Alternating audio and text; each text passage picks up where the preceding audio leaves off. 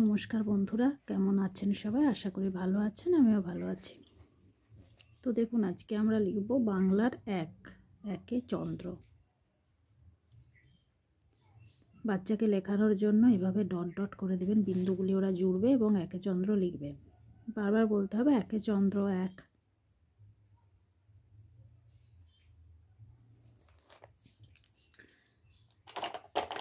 তো স্লেট পেন্সিলে বাচ্চার লেখাটা তো খুব সহজ হয়, কিন্তু খাতায় লেখানোর ক্ষেত্রে একটু কঠিন হয়। তাই এইভাবে বিন্দু করে দিলে ওরা লিখতে পারবে। এইভাবেও এক হয়, বাচ্চা যেমনভাবে লিখবে, কিন্তু আসলে একটা মাথায় একটু এরকম থাকে। এটি হলো এক। তো এইবার আমরা বানান করে একটু বাচ্চাকে দেখিয়ে দেব। এ ক এক ক, এ ক এক।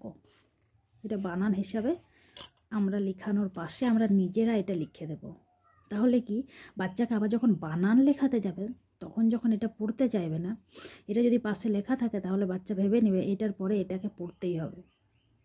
নইলে বাচ্চাকে যখন এক লিখে আবার বানান লিখতে বলবেন তখন বাচ্চা কিন্তু প্রচণ্ড অমনোযোগী হয়ে যায়, বুঝতে পারে না। কিন্তু এটা যদি আমরা বইয়ের যেমন দেওয়া থাকে তার পাশে যদি এটা দিয়ে দিই তাহলে কিন্তু আমাদেরই সুবিধা হবে বাচ্চাকে পরবর্তীকালে একের বানানটাও শেখাতে।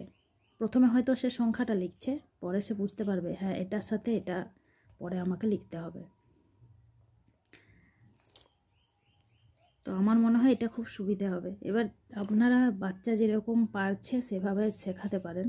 হয়তো সংখ্যাটা প্রথমে শিখিয়ে দিলেন, সে করছে, ঠিক আছে, পরে যখন এটা লিখতে বলবেন তখন দেখবেন জেদ করে। কিন্তু এটা দেওয়া থাকলে আমার মনে হয় সুবিধা হবে।